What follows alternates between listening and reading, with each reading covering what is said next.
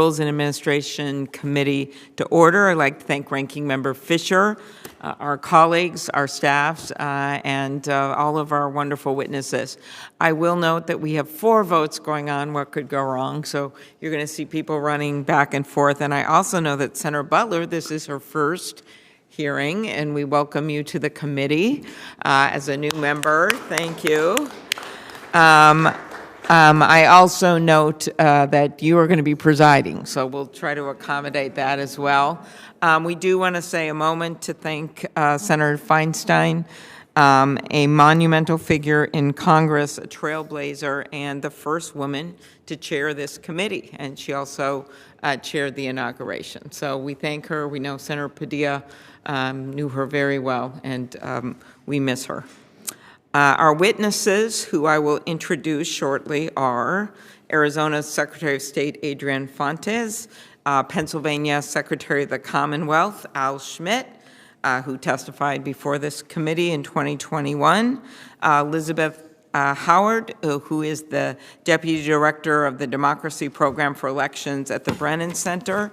And I know Senator Fisher will be introducing Nebraska Deputy Secretary of State for Elections, Wayne Benna, and then Senator Hagerty will be introducing the Administrator of Elections for Rutherford County in Tennessee, Alan Farley.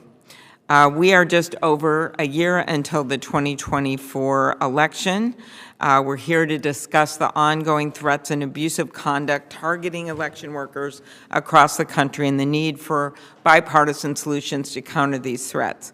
Public servants who have been threatened over the last few years come from red, blue, and purple states.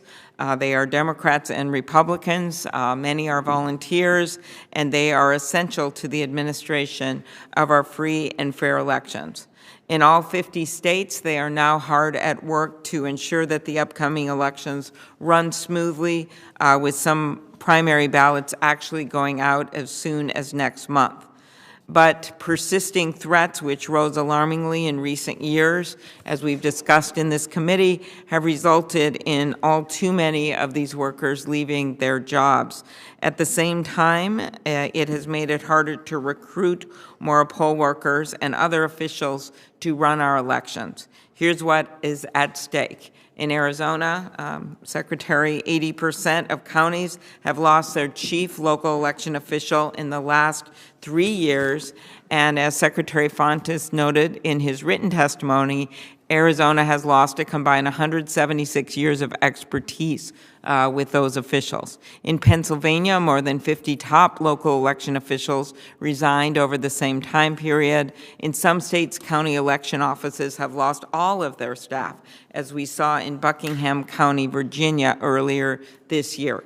This turnover is happening in states nationwide, resulting in a loss of valuable experience. According to one study, of 161 counties in 11 western states that have new chief election officials in the past few years, the median amount of experience has dropped from about 8 years to 1 year. It's not hard to understand why election workers are leaving their posts and resigning. Their families have experienced horrific threats, as Secretaries Fontes and Schmidt are well aware. Secretary Fontes' children had to vacate their home for days following serious threats to their safety. And last year in Maricopa County, there were armed people, some dressed in camo, intimidating voters at drop boxes. When Secretary Schmidt last appeared before our committee, he shared with us how his address, a picture of his house, and his kids' names had been put out on the internet, along with the graphic messages he received threatening their lives. That was while he served as a Republican election official. We heard about several more harrowing experiences that election workers faced while on the job during last year's midterms. One election worker in Oregon reported being almost run off the road while driving by a woman yelling "traitor" out of her window. And one Maricopa County official in Arizona shared that last November he received a threat identifying his home address and threatening the lives of his 4 children. According to an April 2023 survey of local election officials from the Brennan Center, nearly 1 in 3 say they have been either threatened, abused, harassed, and 1 in 5 say they know someone who left their job in elections due to safety concerns. Notably, the Department of Homeland Security released an advisory in May warning about violent extremism, including threats related to elections. In states such as Georgia, we have also seen efforts to remove election officials from their positions, including efforts targeting nonpartisan officials in Texas and Wisconsin. Protecting election workers should not be a partisan issue. And as we will hear from our witnesses about the ongoing threats, we must work together to find common ground to protect the people on the front lines of our democracy.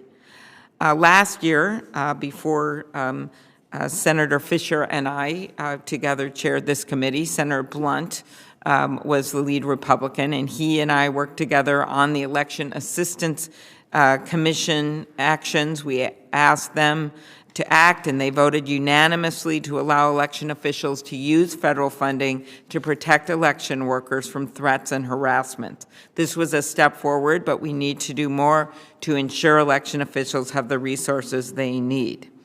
I lead comprehensive legislation, the Freedom to Vote Act, that includes provisions to protect election officials from threats and harassment.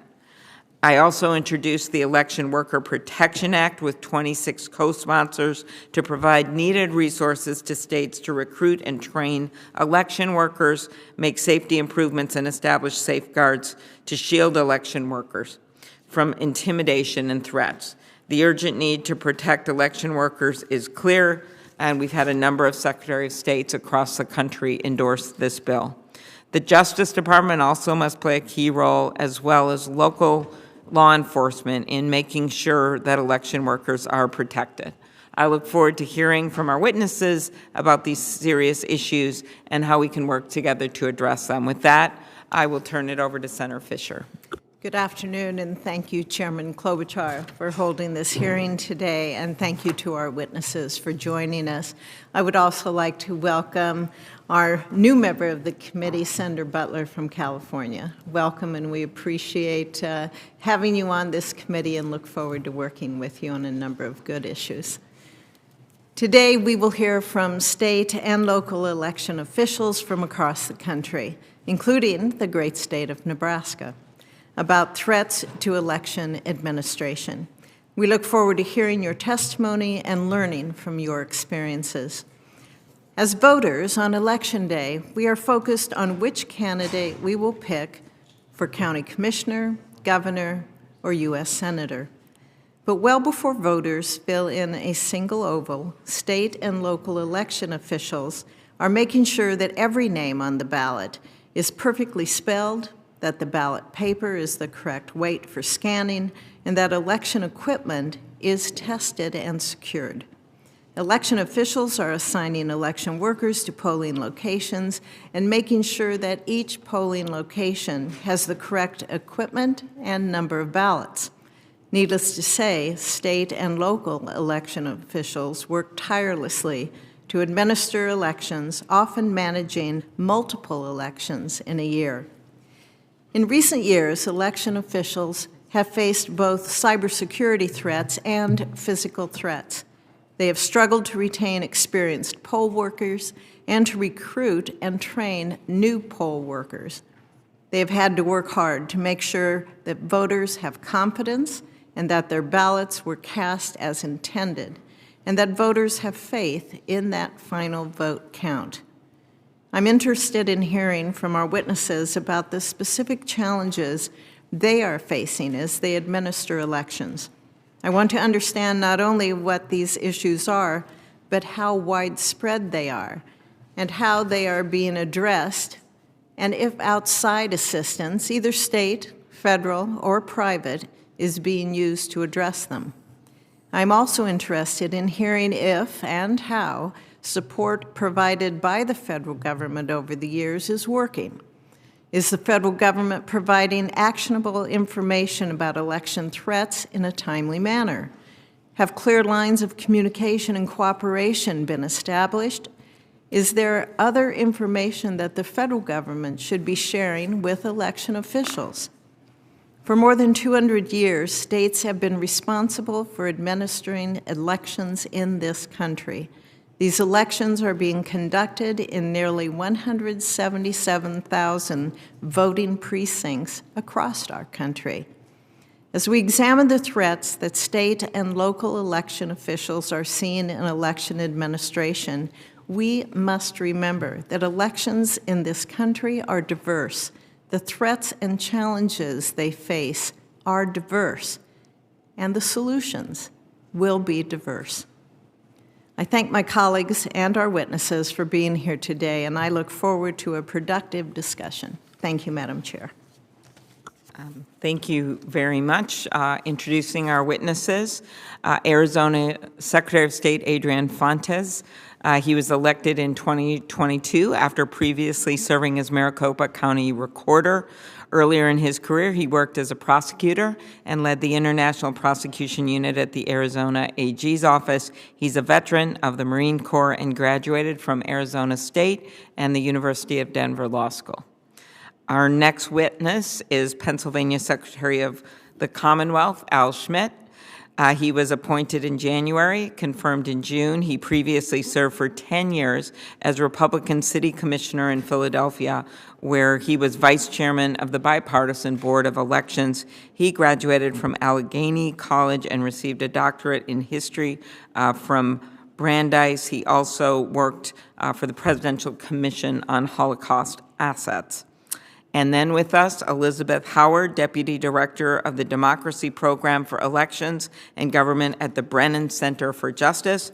Previously, she served as Deputy Commissioner for the Virginia Department of Elections. She graduated from the University of Tennessee and William and Mary Law School. So with that, I'll turn it over to Senator Fisher.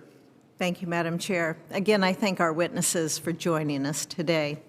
We have with us Wayne Benna, Nebraska's Deputy Secretary of State for Elections.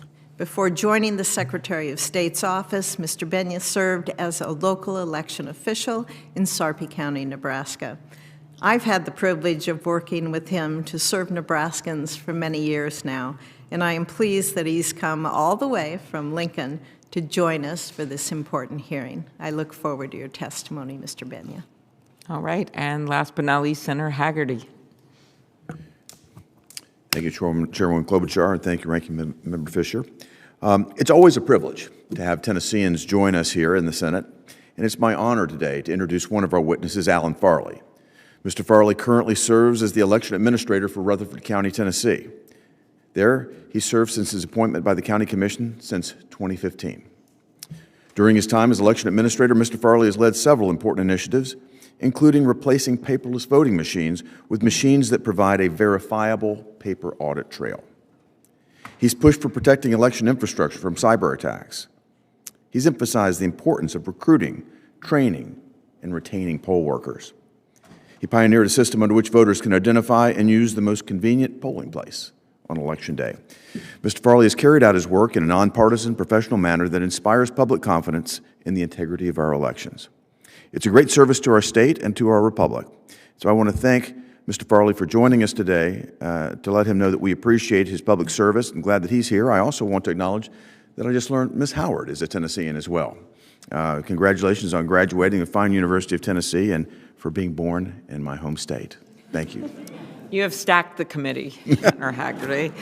In addition to the senators I mentioned earlier, I want to thank Senator Britt for joining us and Senator Merkley and Senator Welch. We have many senators here today. So I'm going to swear in our witnesses. Just take a minute. If you could stand up. Do you swear that the testimony you will give before the committee shall be the truth, the whole truth, and nothing but the truth, so help you God? Thank you, and you can be seated. We will now turn to you, each of you, for a 5-minute statement, starting with Secretary of State Fontes. Thank you, Chairwoman Klobuchar, Ranking Member Fisher, and members of the committee. Thank you for the opportunity to discuss the ongoing threats to elections administration and the preparation we in Arizona are making. I formerly served as the Maricopa County Recorder, overseeing the second largest voting jurisdiction in the United States of America. My team worked in a bipartisan manner to upgrade equipment and processes and grew the number of registered voters in that one county by 500,000 voters in just 4 years. Now, as the Arizona Secretary of State, I'm dedicated to the following premise. It is the American voter who should dictate outcomes, not partisan-leaning officials or foreign actors. But with all the election misinformation and threats that emerge therefrom, there has been a grave human cost. Since 2020, 12 out of 15 of Arizona's counties have lost senior election officials. As a former county recorder myself, I can attest that the pre-2020 world for election administrators is gone. We don't feel safe in our work because of the harassment and threats that are based in lies. Just ask a former county recorder about her dogs, poisoned as a means of intimidation. Her story is one of many veteran Arizona officials from both political parties who've left the profession for the sake of their own physical, mental, and emotional health and that of their families. The cost of persistent misrepresentations about the integrity of our elections is high, but the cost of inaction against those threats is higher. Some of the measures we've taken to address the loss of our expertise have included intensive certification training, developing a more user-friendly elections procedures manual, the rules of the game, hiring the first statewide Chief Information Security Officer dedicated to elections, instituting monthly security briefings, and bringing in technical experts from across the country, planning and executing tabletop exercises, including one upcoming in December with CISA, to participate and prepare against new threats. Speaking of new threats, artificial intelligence, which has the potential to confuse voters and wreak havoc on the administration of elections, is one of those emergent new threats. Imagine, if you will, members of the committee, an election administrator like myself, showing up in a deepfake, telling voters in a certain part of a jurisdiction that their polling places have been relocated and that the polling place times have changed. Social media alone has the capacity to spread these kinds of deepfakes and lies far and wide with alarming speed.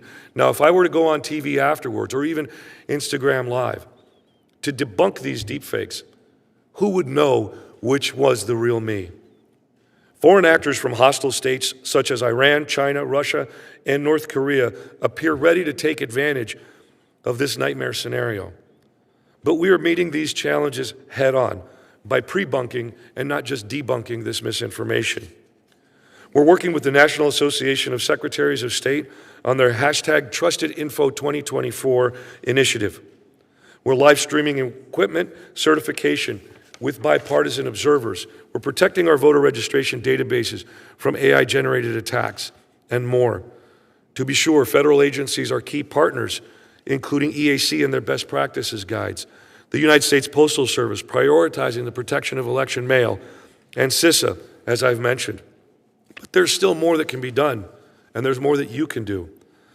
Help America Vote funds, as I've mentioned personally to some members of this committee and your staff, continue to be merely intermittent and wholly insufficient to provide predictable and sustained support that local jurisdictions require. These jurisdictions run our federal elections with federal candidates on federal ballots using federal rules without any sustained or predictable federal support in the form of funding. This is very concerning. I am deeply grateful to Senator Klobuchar for introducing the Freedom to Vote Act and other proposed legislation that aims to help, and I urge Congress to move forward with this important legislation. Moreover, I implore you to ensure the vital election security services provided by CISA's physical security and cybersecurity agents survive any potential issues when it comes to negotiating the federal budget. In conclusion, threats to American democracy are real, and American election administrators are rising to meet these challenges, but we cannot do it alone. Now more than ever, we need a sustained and robust congressional commitment to support our efforts in protecting the democracy that upholds this great republic against the threats that every single one of us faces. I thank you for the invitation to testify, and I look forward to answering any questions. Thank you very much. Secretary Schmidt. Good afternoon, Chairwoman Klobuchar, Ranking Member Fisher, and members of Senate Rules and Administration. I've already submitted written testimony, so if I may, I just want to highlight a couple of quick issues that I'd like to bring extra attention to.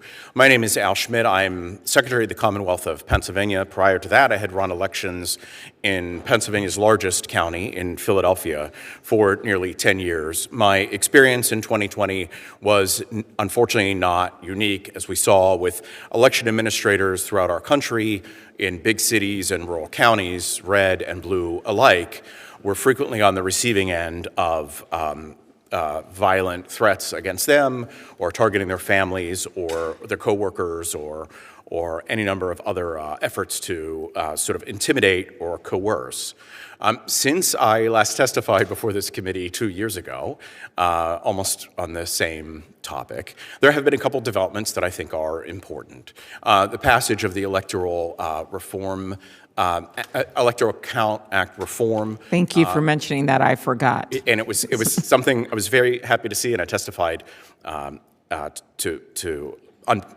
support that 2 years ago. I think that is a big development to sort of close that window of opportunity for bad faith actors to undermine confidence in election results, and I think that's a very significant development. Other outside groups, nonpartisan, non-political groups, Committee for Safe and Secure Elections works to bring together election administrators with law enforcement. I know one lesson learned in 2020 is when a lot of this happened, we really didn't know what to do or who to go to, and neither did law enforcement. So building those bridges, it is an important thing.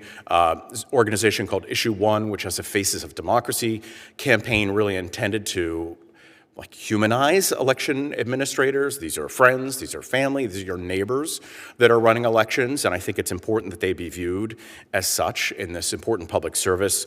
EOLDEN, which is a group put together to provide non-pro bono legal services to election administrators when they are harassed or coerced with malicious litigation seeming to try to destroy their livelihood. But the environment, unfortunately, despite these developments, remains the same, and it remains contentious. In the Commonwealth of Pennsylvania, we have now lost about 70 election directors or assistant election directors in our 67 counties. And in some counties, since 2020, they have changed election after election after election. And the consequences of that, I think, are sometimes on display. When you have people running elections who have less experience running elections, they're more likely to make errors, and make errors in an environment where everything is perceived as being intentional and malicious and seeking to change the outcome of the election, even though it's really a reflection of their lack of experience. And that is, in my opinion, probably the biggest, if not one of the biggest challenges faced in election administration right now, is the significant turnover of experienced officials. People leave for different reasons, one reason or another, but if they're able to retire, for example, and they don't want to put up with this anymore, they take advantage of that opportunity to retire. And we've certainly seen that in Pennsylvania.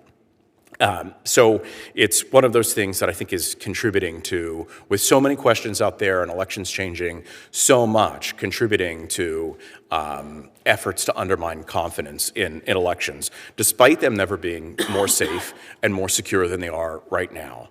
Starting in 2020, moving forward, every county in Pennsylvania, every voter votes on a voting system with a voter-verifiable paper ballot that the voter reviews before casting their vote. Or they can now, since 2020, passed by a Republican House and a Republican Senate and signed by a Democratic governor, vote by mail if they choose. Also, obviously, a voter-verifiable paper ballot. All those ballots are used in not one but two audits after every election. So it's perverse to see so many questions about elections at a time when they've never been more safe and never been more secure. At the Department of State, we've been focused on building a training program for new election directors, producing training materials for them, and really trying to be of service to them as they step into this important responsibility to run elections. I want to thank you for the opportunity to testify today. I applaud the steps that you've already taken, some of which I've mentioned, and I urge you to continue to work across party lines to find common ground on election reforms that will ensure the safety of local election officials who make our representative democracy possible.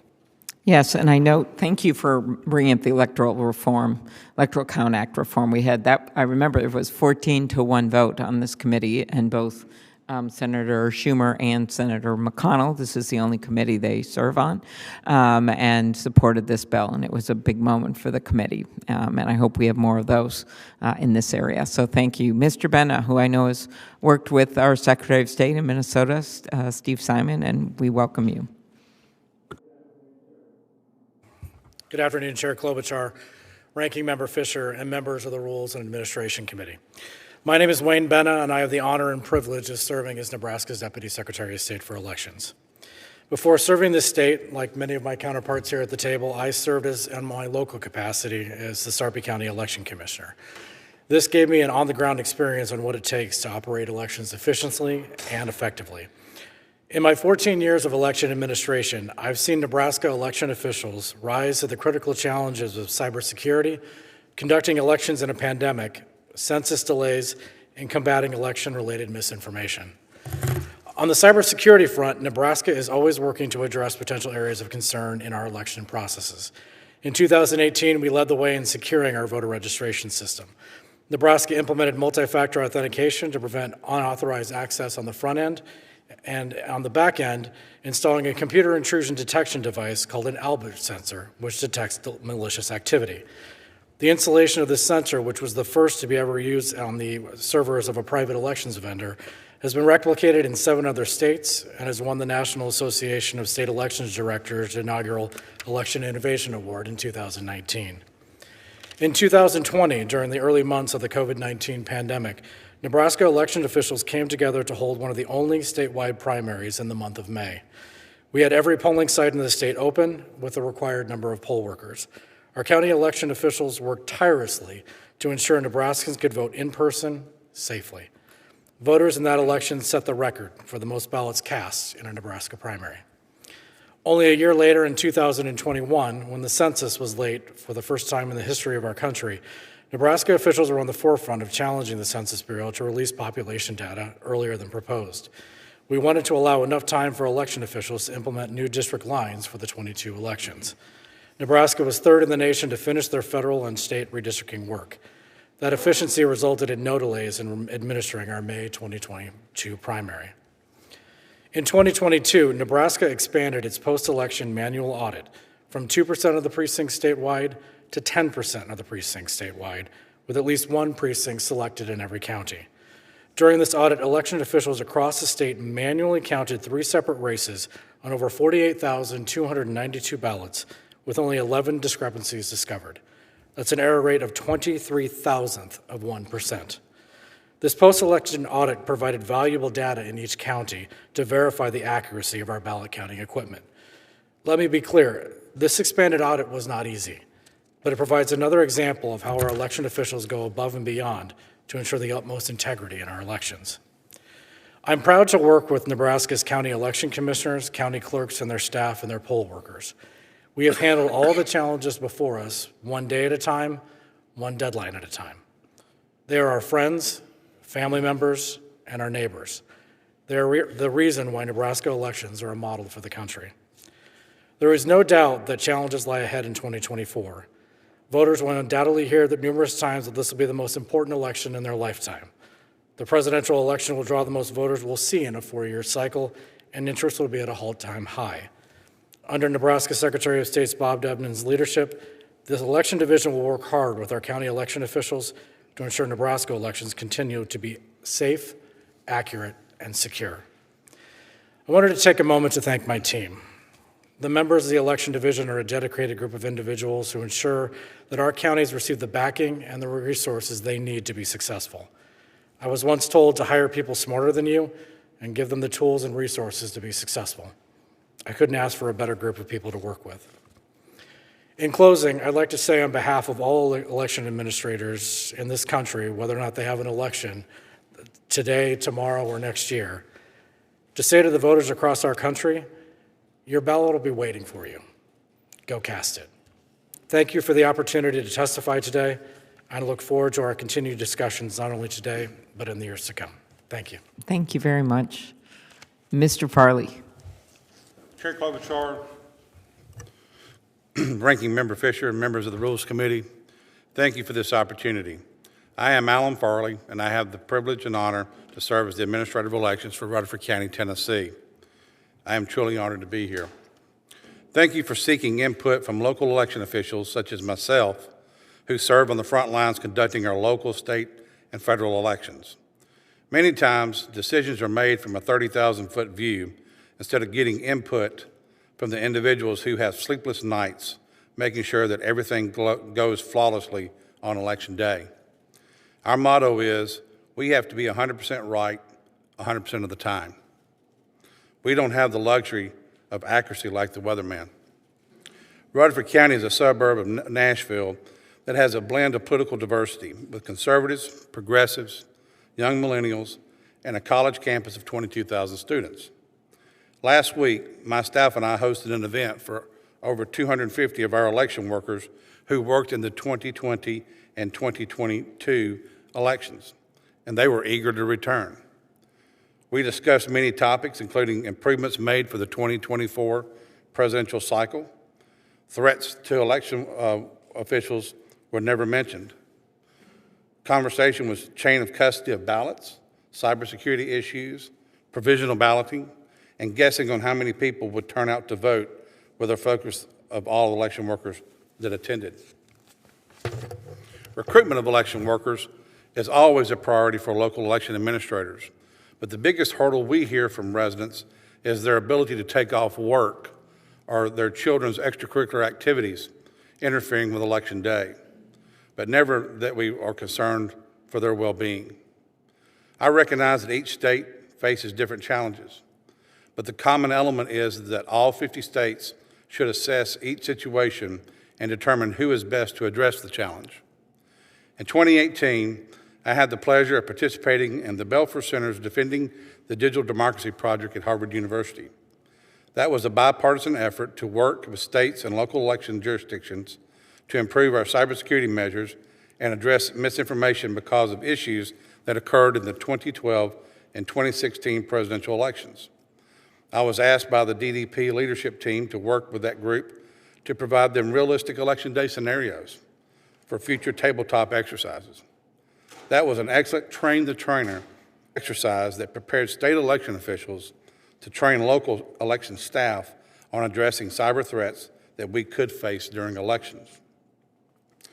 As time passes, so does the need for continued advancement in cybersecurity. I strongly believe the federal government can best serve local election officials with funding and beefing up cybersecurity. If you truly want to secure elections in our nation, invest federal dollars in building a stronger information technology structure at the local level. Many counties in the state of Tennessee do not have adequate funding for county IT departments. In 2020, Rutherford County, which has a population of 380,000 residents, had more residents vote than any other election before in our county. This occurred during a global pandemic and the most intense political environment ever in our nation's history. Although strife and fear were conveyed by the state and national media, we did not experience any serious threats, none whatsoever. Our election workers were faced with big crowds, long lines due to the 6-foot distancing requirements, which brought about short tempers in some cases. Our staff and election workers were able to handle each situation without incident. Even though we haven't had any serious threats, we still have a plan in case one arises. I have already met with my local sheriff and his command staff in preparing for the 2024 election cycle. They are aware of the locations and dates when early voting and Election Day will occur. All municipal law enforcement jurisdictions are coordinated with the sheriff's office in the event a problem arises. This allows for the local law enforcement agencies to respond quickly if needed. Our Secretary of State office has direct access to the Tennessee Department of Homeland Security if we need its involvement.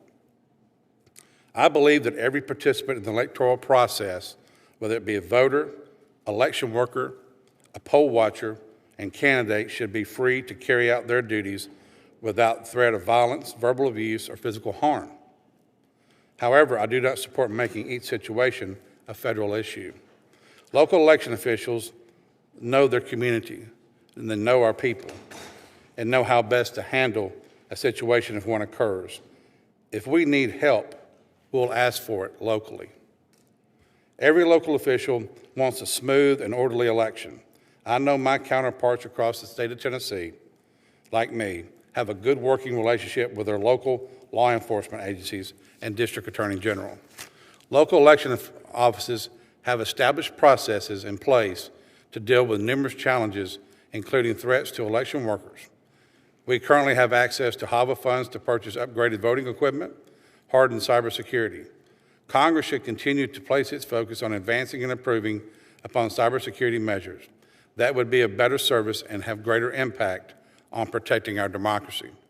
I join many other election administrators throughout our nation who are opposed to adding more bureaucratic strings to administering elections. Thank you again for this opportunity to address this committee.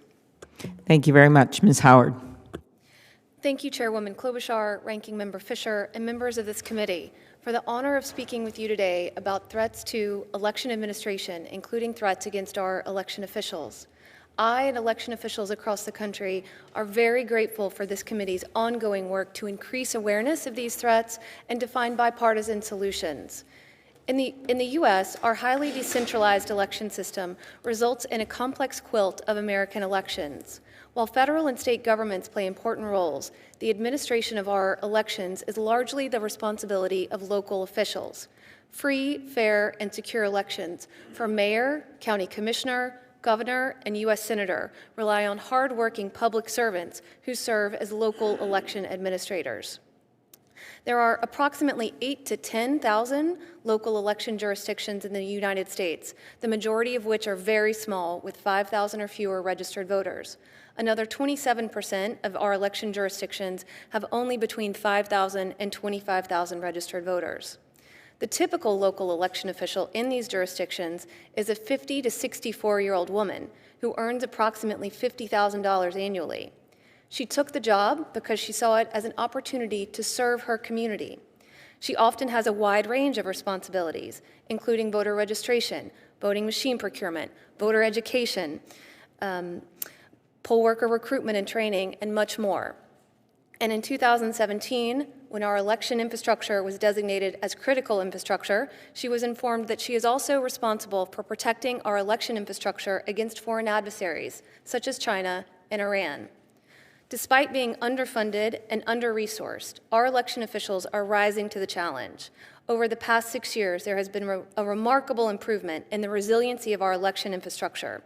Today, election officials view cybersecurity as a critical component of election security, and they have taken many important steps to harden their system against cyber attack, such as deploying new and more secure voting equipment and developing and practicing plans to respond to cyber threats, such as DDoS attacks and ransomware. This significant shift would not have happened without the dedicated funding that Congress provided for election security. And the important assistance provided by multiple federal agencies, including the Cybersecurity and Infrastructure Security Agency and the U.S. Election Assistance Commission, who have worked closely with our election officials. And while we're now on the right track to secure our election infrastructure against cyber attack, new and different threats have arisen, including threats of physical harm to our election officials, their family, and their staff. Here's one example. We will demand the truth, and you will effing pay for your lying effing remarks, you little liberal effing rhino. We will effing take you out. F your family, F your life, watch your effing back. Threats like that, left as a voicemail for a Republican election official in Michigan, were received by election administrators across the country after the 2020 election and continue today. Not surprisingly, these threats are leading to additional serious concerns, such as an alarming number of election officials leaving the profession, which are contributing to the fragility of our democracy. The loss of institutional knowledge that accompanies such high turnover can mean that election officials are less aware of resources that can assist them in securing and running our elections, and large numbers of resignations can also result in more administrative mistakes, which can in turn fuel conspiracy theories and threats, continuing the cycle that has led to resignations in the first place. Just as election officials needed your help to protect election technology, they now need your help to keep them, their families, and their staff safe. In the Brennan Center's 2023 election official survey, we found that almost 3/4 of election officials believed that threats against them had increased in recent years, and nearly half were concerned about the safety of their colleagues, and almost 1 in 3 had been personally threatened, harassed, or intimidated. Congress alone cannot eliminate these problems, but Congress does play an important role in tackling these issues and spurring on others to do their part. For example, Congress should provide additional federal funding to state and local election officials and extend the federal prohibitions against doxing to include election workers. Congress should also work with federal departments and agencies to assure that they are effectively prioritizing election security and protecting our election officials, as I have detailed in my written testimony. Thank you so much for your attention to this important matter. I look forward to your questions. Thank you very much. And as is our practice with a brand new member of the committee, just kidding, she has to go preside, I will give my time to Ms. Butler and ask questions when the time arises. So thank you very much, Senator Butler. Thank you so much, Chair Klobuchar. I was going to note that I'd not been in any other committee where the chair yielded their time. I'm going to spend more time in the Rules Committee. Don't get used to it around. I do want to start by thanking Chair Klobuchar for her tireless efforts to shine a spotlight on the importance of preserving election integrity. Without efforts to protect this process, it is not an overstatement to worry about the future of democracy in our country, and I know our chair is committed to that. I want to appreciate our witnesses. Thanking Deputy Secretary Benna and Administrator Farley for doing the important work of safeguarding our elections every single day. Secretaries Fontes and Schmidt, you both have personally experienced threats and harassments because of your public service. Thank you for being here with us to talk about what we can do to make sure that what you experienced never happens again. Attorney Howard, I appreciate the opportunity to learn from subject matter experts and want to really pick up my questions with where you left off in your testimony in reference to what you have provided to the committee in your written materials. During the 2020 election, election workers in Shasta County, California, received threats that alluded to being lynched or shot for their role in the election process. On Election Day, those same workers discovered that a camera had been planted near their election office to monitor their movements to and from the office, putting at risk important personal information like the type of car they drive, their license plate. And then in September of 2022, California actually implemented a new law that would provide election workers with the option of keeping their home addresses confidential. It's critically important to this conversation to note that according to the Voting Rights Lab, 80% of election officials are women. And their gender identities are often a factor and a subject of their harassment and the threats that they received. So, Ms. Howard, I know that California's new law is just one small step at the state level to try and keep election workers safe. You made reference to your written testimony. Can you enumerate a bit more? What are other ways that we can work to practically protect election workers? So I think there are multiple steps that Congress can take to better protect our election workers, including our election officials in Shasta County, which, as you know, continue to face very challenging circumstances. Kathy Darling Allen is the elections director there and one of the best in the country, and it's very unfortunate to see what she and her staff have gone through.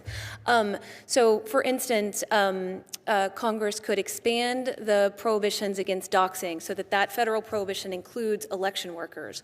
So this would make it a criminal criminal penalty to expose the personal identifying information of an election worker, such as their address, date of birth, etc., for the intent of enabling others to harass them, to go to their homes. So, we're aware of another official in Anchorage in Anchorage, Alaska, who was responsible for certifying the election in 2020. He found a similar camera, which was typically used by hunters, mounted on a tree across from his home, pointed directly at his front door. So these sorts of common sense changes and bills would go a long way. And I also would say that, hearings such as this, where this committee is increasing awareness of these problems, sends a strong message to our election officials that you have their back, and helps other federal officials, state officials, and local officials understand that this is a priority. Thank you so much. Really quickly, Mr. Farley, I wanted to just appreciate the role that you lifted up for local officials who are every day doing the ins and outs, nuts and bolts of executing and securing the confidence in the execution of our elections. I just wanted to ask quickly if you could talk about the role of poll watchers. And if that is a relevant role to how you execute and administer elections there in Rutherford County. Thank you, Senator. That's a good question. I mean, we welcome poll watchers. We have them in every election, whether they're local, state, or federal elections. That's a part, and they should be able to carry their role out just like a poll worker or a candidate or anybody involved in the electoral process. They play a role. We have nothing to hide, so we welcome it. And just quickly, Madam Chair, if I could follow up just with one quick question. You talked about not having different conversations in Rutherford than one might expect if you were just listening to national media. I wonder, just to follow up on a question of poll watchers, is it your experience that, or have you found any sort of trend in fact that would help to reveal for the rest of us as we're trying to learn best practices? Are there roles that poll watchers play in the sort of promulgation of election misinformation?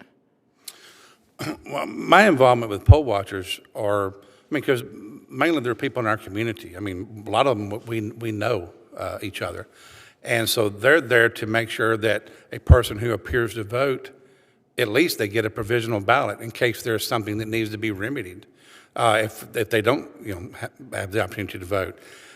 So I think this part is being allowed them to be able to execute their role, and we instruct our officers that they're there for a reason, and they're there as a cross-check, which in local elections, there are cross-checks throughout our entire system in Tennessee, and I'm assuming in all 50 states. So the poll watcher, they come into our office, they pick up their credential, they identify themselves, and they play just as important role as the poll official. Very good. Thank you, Senator Butler. And next up, Senator Fisher. Thank you, Senator Klobuchar. Mr. Bennion, Nebraska has taken significant steps to enhance the security of its election systems and equipment. Can you tell us more about these improvements and the threats that the improvements might help to mitigate? Thank you, Senator Fisher. As I described in my testimony, our first thing was to lock down our voter registration system, not only on the front end, but the back end, as that's the most valuable data we have as election officials. So using multi-factor authentication was the start. Having a detection device on the back end that's been replicated in 7 different states was the first step. In 2020, when we implemented new election equipment statewide, which was the first time we did since 2006, we did it in a closed-loop system in which no aspect of the ballot counting or reporting process is connected to the internet. And that was very important because, as we mentioned, you can't hack paper. So when you have a paper ballot from the start to the end, it provided confidence that no one could hack into our election process during the ballot counting process. Our expanded manual audit in 2022 was also a very important part of our strategy after 2020 to give our counties the data. Each county could have at least one precinct that they manually audited, so they knew that their ballot counting equipment matched what the election results that were certified. And so that three-pronged approach has added a lot of strength and a lot of data, which is important for our election officials to take back to their constituents. Thank you. Mr. Farley, in your testimony, you mentioned a need for election-related cybersecurity assistance for local election officials. What are the unique challenges that local election officials face in mitigating cybersecurity threats?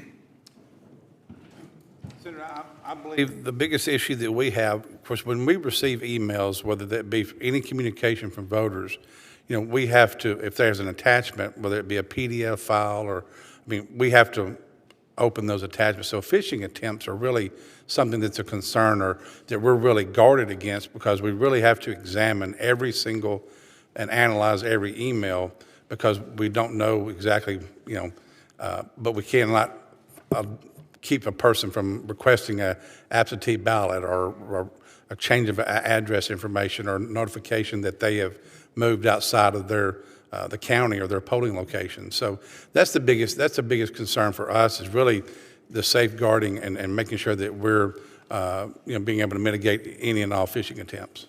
The federal government does provide some assistance in identifying and mitigating the cybersecurity threats to election officials, primarily in the form of information sharing. So, Mr. Farley, can you tell us how information sharing could work better for local election officials, especially those that are in smaller election jurisdictions? ISAC is a great tool. I think a lot of times if it's the smaller jurisdictions, they need to make sure that they utilize those resources that are available.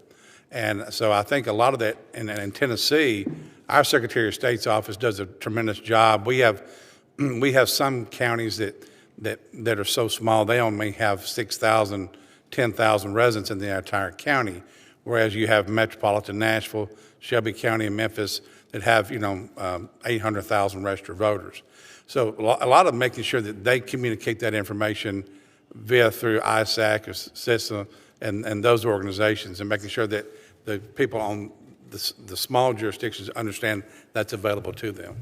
And Mr. Benya, I understand that election officials often rely in part on federal agencies to share information about threats to election administration. Can you talk about your experiences with federal information sharing related to cybersecurity threats and what you think needs to be improved there? Nebraska is in Region 7 of CISA, and we have a very good relationship with our counterparts with CISA. They help us a great deal with information sharing and providing assessments to our local county officials, and I'm very thankful for their efforts. Most election officials have a security clearance, so we can hear information on a federal level. And I think CISA has heard from election officials that we would like to have more information that we could use on a day-to-day basis, how we can mitigate those challenges that we see from an election standpoint. So the more information that can trickle down to us that is actionable, it will be the most helpful. Thank you. Thank you, Madam Chair. Thank you very much. Senator Merkley. Thank you very much, Madam Chair. And Ms. Howard, your organization, the Brennan Center, counted that over the 10-year period, 2013 through 2023, states passed about 100 restrictive voting laws. Did most of those happen after the 2020 election? Thank you for the question, Senator. I don't work on that specific project, but I will talk to my colleagues and we can get you that answer. Well, let me ask you this question. Many of these bills just created some kind of bias, like making it harder for people on Native American reservations to vote, or a limited number of drop boxes per county, so it was far fewer per person in high population counties than low population counties, things of that nature. Have you had any sense whether those type of laws affect people's sense of the fairness of elections or their confidence in elections or the difficulty of administering a fair chance for every person to vote? I think election officials in particular can get frustrated with administrative limitations that are perceived to be partisan. Election officials, even if they are elected officials with on a partisan ballot, our election officials, especially at the local level, administer elections in a nonpartisan manner, and that is something that is very core to what they do and how they administer elections. Okay, thank you. Let me turn to you, Mr. Fontes. You noted in your written testimony about having a go bag ready, and I think you cited the case of the woman whose dogs were poisoned as a kind of example of intimidation. So I guess I'm trying to get a sense of how that is really diminishing the ability to recruit people. And several of you mentioned, and I think Mr. Schmidt, you mentioned this as well, like how many folks are retiring or leaving and losing expertise. Is it difficult to recruit new people, or are new people saying, no, I'm happy to jump in and go through the classes and come up to speed? Thank you for the question, Senator. It's really an issue of common sense. Are you willing to jump into a civil servant's type of a paid job where your life and your family's health are going to be threatened, and the work that you do, regardless of the amount of integrity and honor with which you execute the work, is going to be questioned because of conspiracy theories and lies?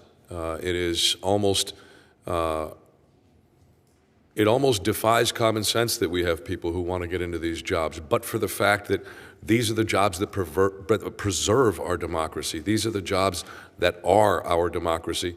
I can't see anybody having an easy time recruit folks into the nature of this work. So it's made it incredibly difficult, particularly and I can speak for Arizona, particularly in greater Arizona. In a lot of our much smaller communities where you don't have larger population centers, the rural areas where that expertise is and that longevity is particularly valuable.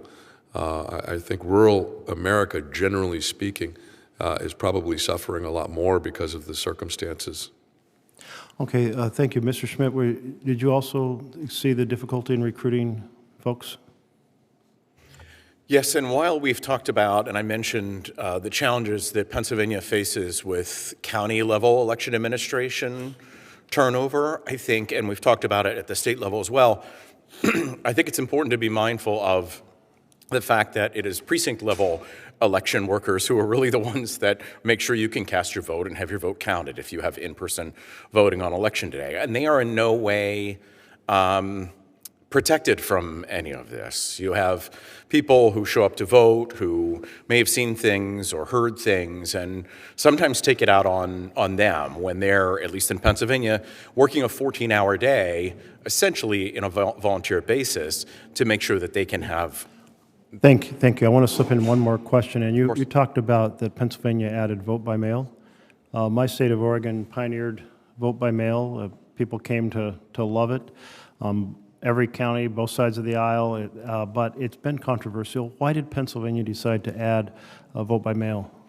Well, vote by mail passed in Pennsylvania in 2019. So a lot of people think because it came into effect in 2020 that it was related to the COVID environment, but it really was not. It was a way of making voting more accessible for Pennsylvanians. If you were a police officer working a 12-hour shift, if you're a firefighter working a 12-hour shift, you would not have had the ability to vote on Election Day in person, nor could you vote by absentee ballot because you weren't absent from your county on Election Day. I found, I'll just do a closing comment here, but when I was first running for election, we were in the middle of that conversion in Oregon, and my first thought was, I really like the tradition of everybody voting together, but I started knocking on doors. I'm running for state legislature, and at every door as I talked to people, they were like, and by the way, I really like this vote by mail. Why is that? Well, I don't have to worry about the rain. I don't have to figure out if there's a place to park. I have got a bad hip, and I don't have to stand in line. And in Oregon, we have referendums. I don't know if you have them in Pennsylvania, but they really can be very complex. And they're like, we love studying the referendums at the kitchen table and bringing our children into that that rhythm of showing them what it's all about. Anyway, I quickly learned why it was popular, and I had a little bit change of view on it. Hey, thank you all very much for sharing your experiences. Senator Brett. Thank you, Madam Chairman, and I join Ranking Member Fisher and my Republican colleagues in welcoming Senator Butler to the committee. Thank you all for being here, and you're taking time to be in front of this important committee on this important topic. Mr. Is it Benna? Is that how I say it? I'm proud I got it right. Excellent. Your testimony discussed ongoing work related to cybersecurity in our elections. Our response to cyber threats remains one of the most important issues that we must address in election administration and the security space. Your testimony mentioned a number of steps that your state has taken in that regard, including the implementation of a multi-factor authentication to prevent unauthorized access to the voter registration system. That installation of computer intrusion detection devices in order to detect any type of malicious activity. I want you to talk a little bit more about that. Can you discuss how the cybersecurity improvement steps that you've taken in Nebraska have or could be replicated in other states, as well as other innovative steps that you think states around the country should consider to better secure their election systems and against cyber threats? So the steps that Nebraska took aren't anything new. Every state had the opportunity to have an Albert sensor, and I believe all 50 states put in a Albert sensor at some point. What was unique in Nebraska, it was the first time it was ever done on the servers of a private elections vendor versus on a state network. Also, the multi-factor authentication, I think we're seeing in all aspects of our cyber life now, and that was an important aspect that we are also pushing down to our local officials to do that on their normal day-to-day operations on their normal computers, not just in the voter registration system. I think it's very important as election officials to challenge CISA and other federal agencies in charge of our cybersecurity efforts to say, what's next? We don't want to rest on our laurels, but we want to find out what's the next thing that we need to do so we can stay ahead of the threats that are facing us. And when you made that choice and went with a private vendor, can you talk about what the decision point was there? Well, many states have a private vendor that handles their statewide voter registration system. And at the time that the Albert sensors were being offered, it was for state networks. And so when we realized that we didn't need an Albert sensor to protect the voter registration system, we worked with our vendor as well as the EISAC to say, can we think outside the box a little bit, figure this out? And this was the first time it had ever been done. And every state that uses our same statewide voter registration system, that vendor has applied that to theirs. So it's an important step to make sure that our election, the most valuable data we have, our voter registration database, is protected. Absolutely, thank you. Mr. Farley, your testimony also discussed the importance of cybersecurity initiatives as it relates to election and election administration. In your experience, what role does and should information sharing and collaboration between states and localities around the country play in enhancing our response to election-related cyber threats? And what, if any, improvements do you think could be made in that regard? Well, I think any time that you can share information among states is good. I know in Tennessee, we're in the process now as far as voter registration list. I mean, we're partnering with Alabama, making sure, because there's a lot of people who have moved from Tennessee to Alabama and vice versa. So making sure that are there people that are registered. Duplicates. Exactly. And I know that Tennessee, we have 7 states that border our state. So in working with those partnerships with our neighbors is always a good thing. Yeah, and we appreciate that. Our Secretary of State obviously has made this a priority, and so thank you for working on that with him. So, but I think anytime you can share information, especially keeping your databases clean and protected as possible is very important. Absolutely.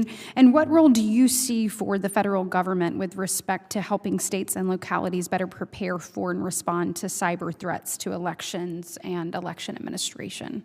Well, I'm a firm believer that, I know what's best for my community, and I know what's best for, my county.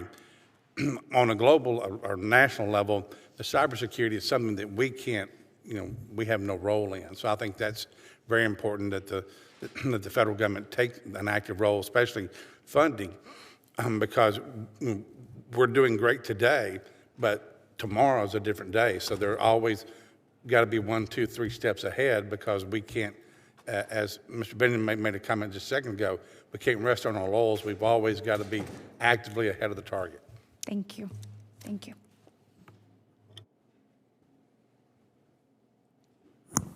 Thank you, Madam Chair.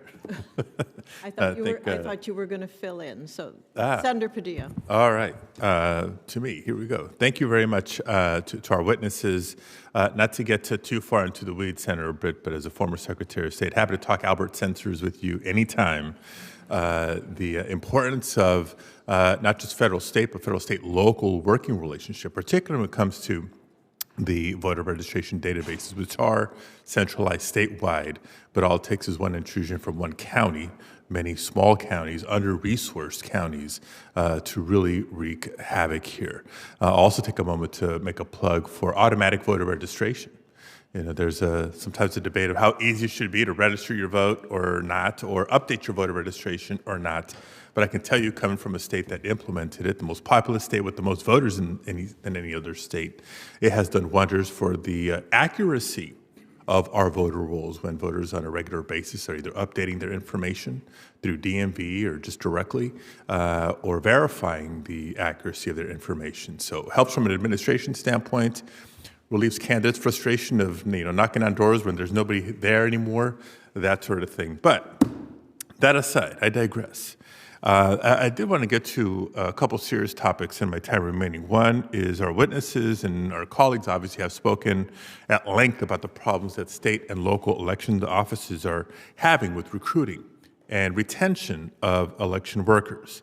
Many times, particularly in smaller jurisdictions, offices are underfunded and understaffed as it is. But now, in the context of increasing physical and cyber threats, election workers are being asked to take on more and more responsibility to administer and defend the bedrock of our democracy. So it should be no wonder that we're seeing the turnover rates that we are in jurisdictions across the country. Now, obviously, we want to do more from a funding standpoint, support standpoint to address these issues, and proud to be part of Senator Klobuchar's legislation in this regard. But I also wanted to highlight a best practice, I think, that comes out of California, and particularly my home county of Los Angeles, when they transitioned to not only the model of voting with automatic vote by mail delivery, in-person options, early voting, et cetera, they also integrated a component that allows county employees from other departments and agencies, not elections, to be temporarily reassigned during that election season to assist with election administration.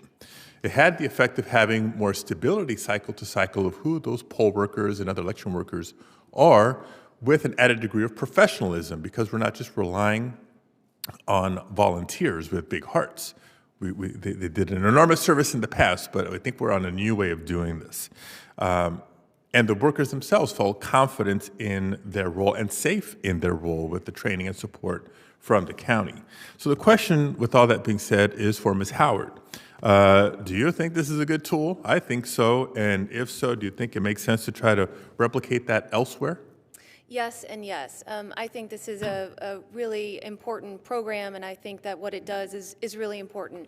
Election officials value other poll workers that have election, especially local county government experience. So this program that allows for existing and known government employees to come and serve and help the LA County election director as elections expand and when they need right around elections and then contract in between cycles is a great process and absolutely should be replicated around the country. Thank you. I should also make an additional note that it's good muscle memory when you have an unexpected special election, for example, to be able to ramp up quickly and professionally.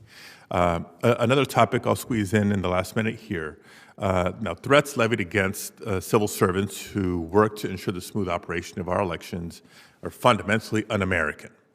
And I know that some members of the panel before us and their families have been subject to such threats. I've spoken with election officials back home that are asking local government funding for bulletproof glass in elections offices. Really, that's where we've come. Now, the Department of Justice has begun to act in response to these threats.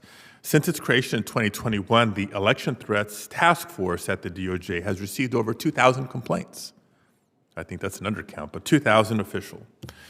At least 15 cases have been federally prosecuted. Now, while that's serious, federal prosecution, 15, such a small number. So many more that haven't. Now, going to trial is obviously costly, time-consuming, requires resources, not just for the federal government, but the state and locals as well. Questions for Secretary Fontes. Are there steps that the task force can take, short of increased prosecutions, to increase their effectiveness? For example, one of the recommendations in the task force is to engage in more knock and talks, if you're familiar with that.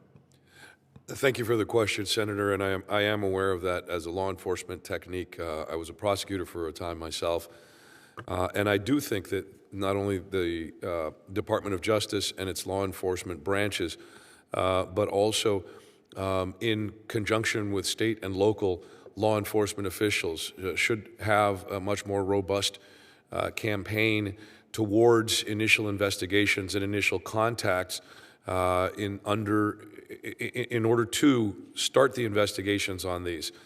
We have seen, and in some of the cases personally pertinent to me, that sort of thing has helped and has defrayed any other necessary prosecution, or has really stood to deter folks. Now, obviously, I'm one of the last people you're going to find who's looking for the heavy hand of government to come down on folks for what may be perceived as a conflict between law enforcement and the First Amendment. But the reality is you don't have a First Amendment right to threaten people who are just doing their jobs, especially not in a population where the vast majority of whom get threatened because of their gender. And a lot of those threats are gender related. That's really problematic. So I agree with the premise. I agree with the notion. And I agree also that not just a little bit more of that, but also potentially more public promotion of the prosecutions, many of which have been very, very successful. The DOJ tends to be a little bit modest, I think, sometimes. But the reality is, if folks out there understand that this sort of behavior is criminal and will result in prosecution, then hopefully we can get a lot of that anti-American activity out of our civil society and get back to the notion of winners winning and losers trying harder next time, instead of having to worry about political violence in our civil space. No, I agree. I'll remind us all that while the pre-clearance requirement of the Federal Voting Rights Act is no longer in effect, the balance is, and that includes the right of an eligible citizen to participate in our elections without fear of intimidation or unnecessary barriers.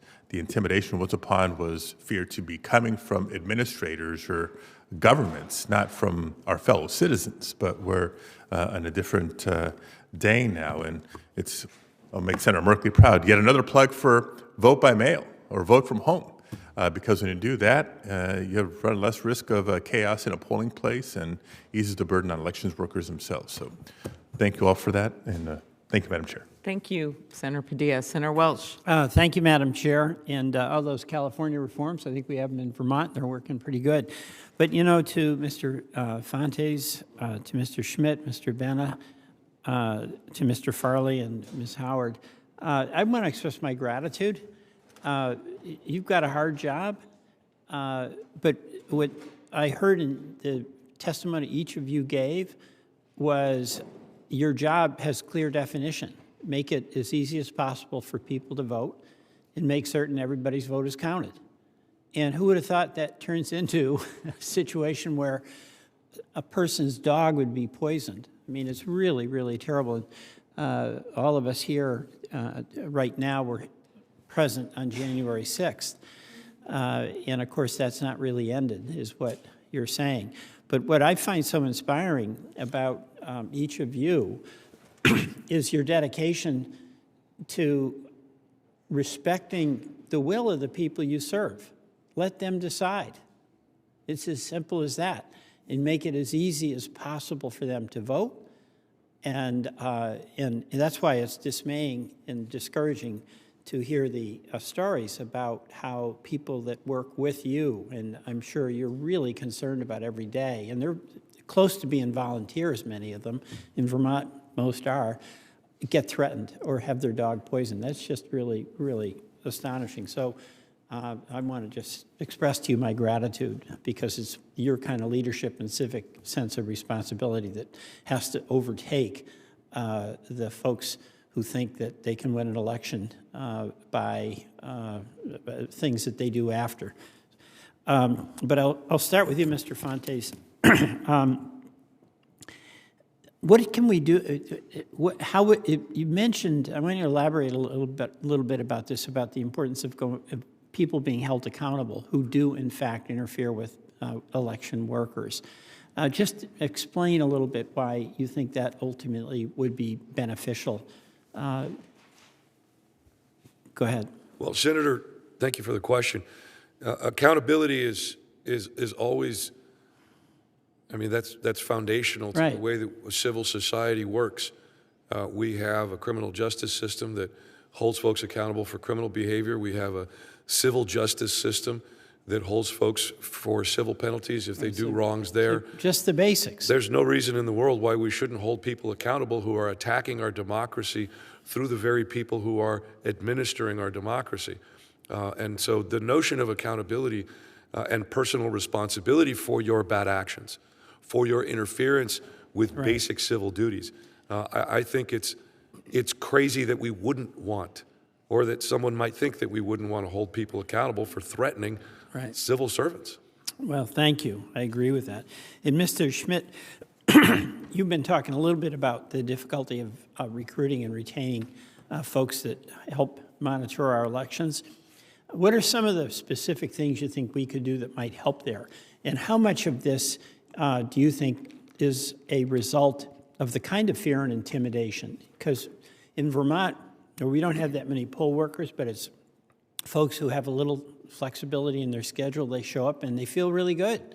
They're seeing their neighbors. They feel like they're contributing to our democracy by doing their part, and they enjoy it. But that's not the same if when they show up, they get harassed and threatened. So maybe you could give us some suggestions on how we can change availability. Yeah, I think it's a couple of things. It's important that we support them, and also that they feel supported, and that when they are under attack or being unfairly maligned in some way, that others speak out, regardless of party. And I think that's a very important part of all of this, regardless of party, to defend the people who are responsible for running elections and being so irresponsibly maligned. That's not necessarily about dollars, although dollars have played an important role. It's not about changing laws in and of themselves to protect one person because of their role or another, although that also plays an important role. It's also, I think, to make sure that they are valued and supported and not just left to hang out there in the face of all of this ugliness. And Mr. Benna, you Nebraska, we all love Senator Fisher. She's bragging about Nebraska all the time. Small town values. I mean, you've heard some of your colleagues talk about the dog being poisoned. That letter, Ms. Howard, you wrote. I hope, are you having those kind of challenges in Nebraska as well? Actually, we're not. Good. Actually, we're not.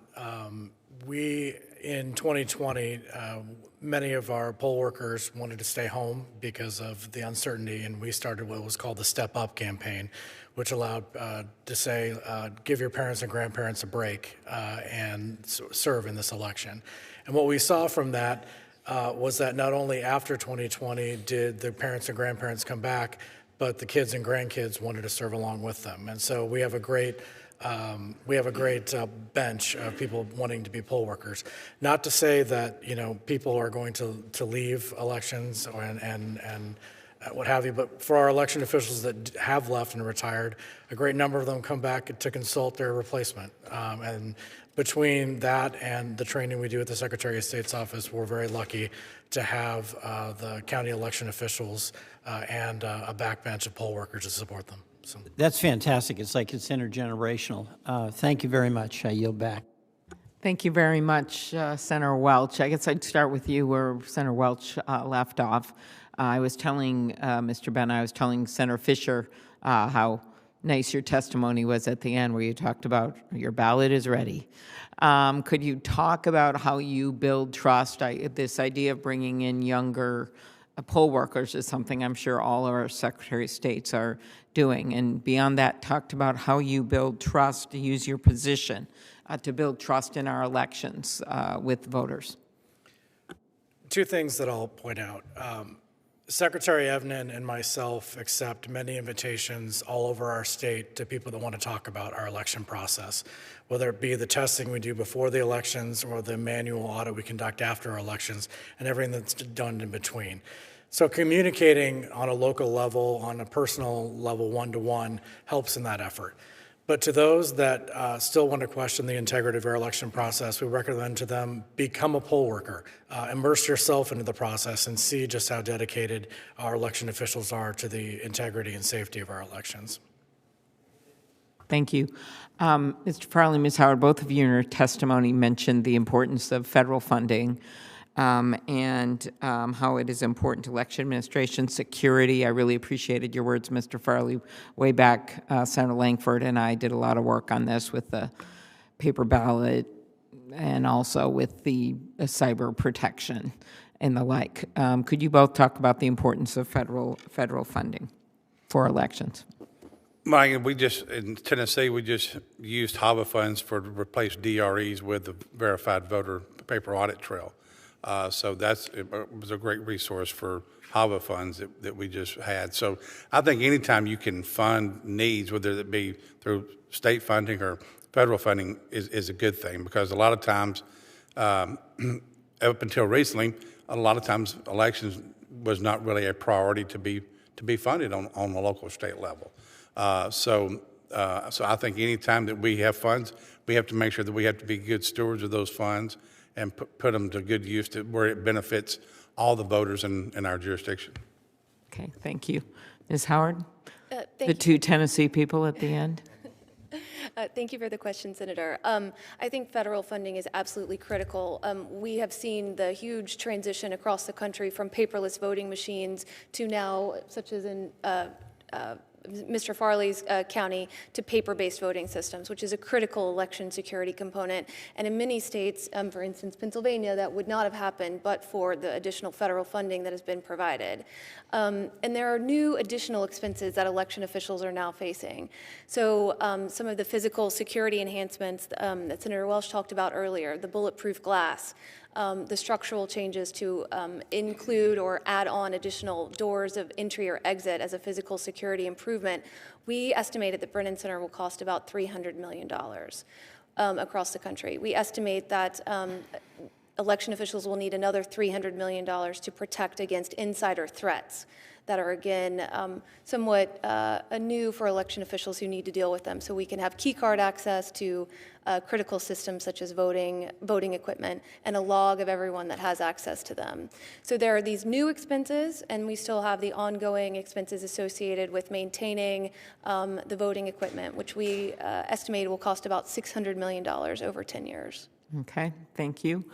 I would note for the committee that Secretary Fontes made the biggest sacrifice. He could have been at the Diamondbacks game tonight. Is that correct, Secretary Fontes? Regretfully, but honorably, yes. I'm happy to be here with you.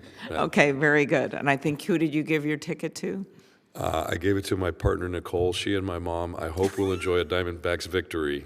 Okay, well, we'll all be watching. So, as you approach this next year's elections, how do you anticipate addressing the ongoing challenges with the safety of election workers and officials? What do you think we should be doing to help? How are you preparing them? Well, we're really engaging in a kitchen sink approach. in all areas. We're coordinating a lot more closely with state, local, and federal officials. One of the things that I mentioned was a tabletop exercise that we're going to have in the middle of next month, where CISA is going to be helping us. A tabletop, if you don't know, is where we get a whole bunch of folks together, run through a scenario, and then we throw sort of problems at the team. And that includes not just local, state, and federal law enforcement folks as part of the exercise who don't know what the exercise is going to be, but also our communication staff, our logistics and transportation people, our own IT folks from across the state, county level, and state level as well. So those trainings are critically important. Some of the other things that we're hoping we can do is engage more closely with the physical security agents and the cybersecurity agents that CISA provides. This is a service that CISA has that I think is essential, critical, and should not be subject to any sorts of maybe potential federal issues when it comes to your next phase of negotiations and budgets. Those folks need to be online all the time. And so we're hoping to be able to talk with folks at these federal agencies to maintain open these lines of communication on those folks who are continuing to help us prepare. We're communicating a lot more clearly now with the Arizona Counterterrorism Information Center and many of our other partners, but more particularly to our folks who are out there in the field. We're enhancing and diversifying the kinds of training that we're allowing and giving to our elections officials, because it is that training for those people who are on the front lines, at the polling places, at our warehouses, at our vote centers. That's what really matters, because they're the ones that are facing it full front. Okay, last, Secretary Schmidt, this issue of turnover and people leaving in every state in the country. Mr. Bennett talked about what he has done in Nebraska. You want to talk a little bit how you're going to handle that going forward in Pennsylvania? Yes, with the turnover, we found it necessary, and the Shapiro administration has put resources behind it to build a team of trainers so we can help train new election administrators in different counties in Pennsylvania to produce training materials for them to rely on. I know when I became an election commissioner in Philadelphia, I was elected in 2011, 2012. The presidential was my first election. It is a very difficult lift, any election, let alone being brand new and facing a presidential election, and in our case, one of the biggest cities and one of the biggest swing states in America. So having those materials, Pennsylvania has one uniform election code, but counties have flexibility at the county level to administer elections, so we have to make sure that there is sort of county flexibility built into it, but to provide them with all the resources they need, and also to facilitate communication between election administrators. Some of them in some counties have been around for a long time, and they are more than eager to share their experience to help other election administrators in other counties. Pennsylvania, or any state, is either going to be successful or not based on one county or another. It takes all of us. Okay, thank you. And last but not least, you are missing the World Series, Secretary Fontes, but we do have a member of the congressional baseball team who looks the closest to a professional baseball player on the team. That would be Senator Ossoff. So that is my exchange for you. Grading on a serious curve here in the Senate on that one. So, Ms. Howard, a federal judge just ruled that Georgia's state legislature had passed electoral maps which diluted the participation and power of black voters in Georgia.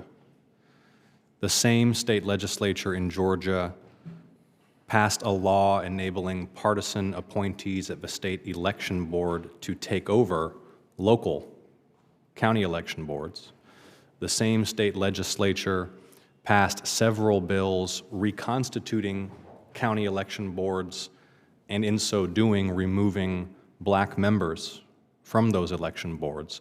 What message, in your opinion, does it send to the electorate when efforts are made to dilute the voting power of black voters and remove black county election board members from those local election boards?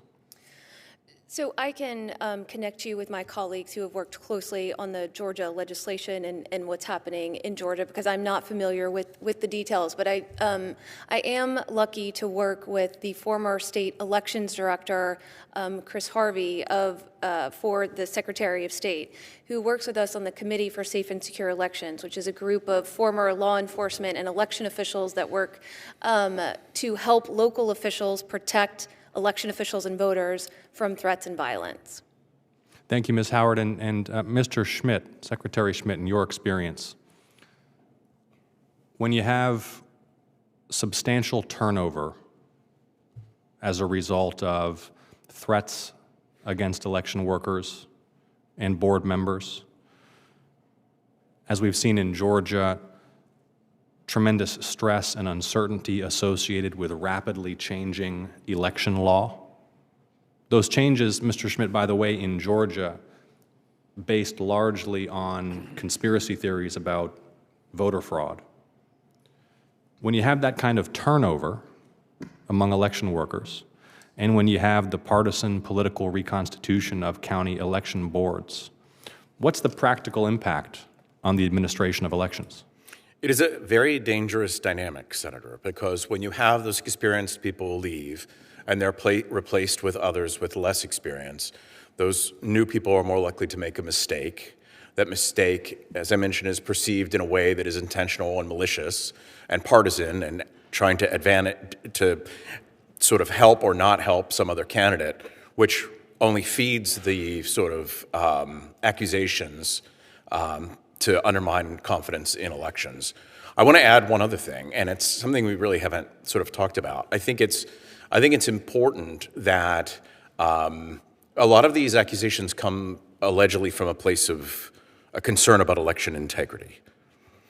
I think we should take election integrity very, very seriously. Whenever we encounter accusations, we should run them down and we should investigate them to the hilt to show exactly how safe and secure our elections are and make sure that we don't sort of brush them aside. And there's no shortage of absurd stories out there. I certainly can't begin to share the number in Philadelphia that we experienced in 2020 that were, again, it's one of those things, if it were a movie, you'd walk out. It's just so dumb. But a lot of people believe it because there have been so many changes, as you mentioned. So many of those changes have only made elections more safe and secure. But along with those changes, you end up with people having a lot of questions. And those are the people, I think, mainly being taken advantage of in this environment. Thank you, Secretary Schmidt and Secretary Fontes. Those conspiracy theories about massive voter fraud in Georgia have also been the basis for these mass challenges to the eligibility of voters by private, apparently partisan groups. Let me just share with you, for example, in Gwinnett County alone in Georgia, in the lead up to the 2022 general election, one county elections official reported that 5 to 10 election employees had to work daily for several weeks to process these overwhelmingly frivolous challenges to the legitimacy of voter registration. There were 65,000 voter registrations challenged in just 8 counties in the lead up to that election. One group coordinated challenges to 364,000 voter registrations across Georgia in the lead up to that election. In Gwinnett County, which I just mentioned, 37,000 challenges, overwhelmingly frivolous. The impact on the morale of the electorate to know that there are private entities out there who are working day and night to undermine their access to the ballot, to challenge effectively their rights as a citizen, it's demoralizing to the public, and it occupies all of these election administration resources processing these frivolous attempts to disenfranchise people. What is your impression of the impact of that kind of practice on election administration? Thank you for the question, Senator. We hear of a DDoS attack against an electronic system where hackers will come in and absolutely flood a system with digital attacks, so the system cannot work anymore. What you've described and what is real is an analog DDoS attack against our offices, but it doesn't just come in the form of frivolous complaints based on lies and conspiracy theories. It comes in overly voluminous and unnecessary public records requests that have absolutely nothing at their end. Now, I'm a big fan of transparency. In some cases, people have said some of my policies call for radical transparency. And so I'm not speaking against legitimate public records requests. But the idea here isn't so much what the nature of these attacks are, whether they're serious, significant, and voluminous complaints, as you've indicated, or these other kinds of requests. This is a coordinated effort to undermine the democracy that upholds our republic. It is a coordinated national attack against democracy in America. It is an emergent authoritarianism. Some would even say, as I have said, it is an emergent method to move us towards fascism in this nation. These little bits and pieces, the 1,000 paper cuts that we are feeling, as you've described, undermine our systems. And this is why now more than ever, we need the federal support that we have all asked for. I would agree 100% with Mr. Farley. We need sustained and consistent and robust federal assistance in the building up of our IT security systems across the United States of America. I think Nebraska's move towards getting all of their private providers on the Albert sensors, which we talked about earlier today, is a great move towards that. And what you're seeing here is all of us in many, many ways speaking towards the same thing.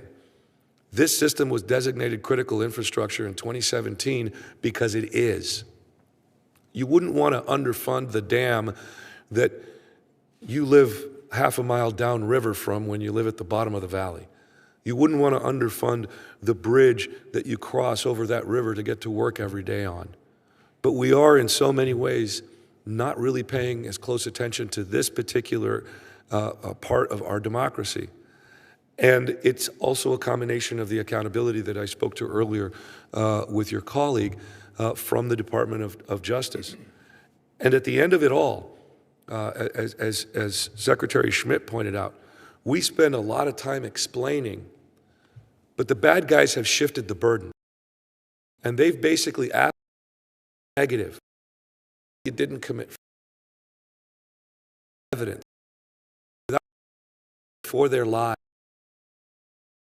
Tactic, and then provide shift to another accusation, shift to something else. That's where we're at. And I think we need to be very, very much more robust in attacking the illegitimate attacks for what they are, conspiracy theories and lies designed to undermine our democracy. Thank you, Secretary Fontes. Thank you, Senator Ossoff, and thank you for hosting us for the Rules Committee field hearing that we had in Georgia on some of these very issues a few years ago. The first time we brought the Rules Committee on the road, I guess, for decades, so he was a good host. I don't think we have any other remaining questions, and I want to thank Ranking Member Fisher. She went back to catch the next vote, and members of the committees for what I hope you all saw as a very productive hearing.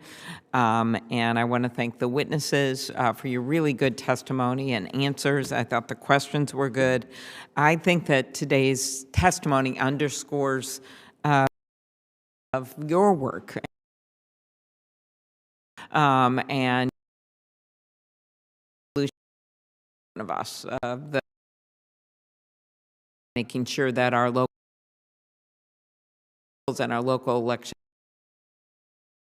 in whatever way we can, state, federal law enforcement and resources, including the cyber protection that you so well referred to, Mr. Farley, for our elections. The second is recruiting new poll workers, something that became really clear during the pandemic, but I loved Mr. Bena's idea, and I'm sure there's many other jurisdictions doing the same thing, but I think we can give voice to this, especially the youngest senator can give voice to it. Is that still true? Yes, exactly. The need to recruit young poll workers and a new generation of poll workers, I think should be a good message on a national level, a bipartisan message, so I appreciated that. And then also just the need to continue the federal funding and to make clear this is a bipartisan, nonpartisan piece to do. So I want to thank the hearing record is, and we are adjourned.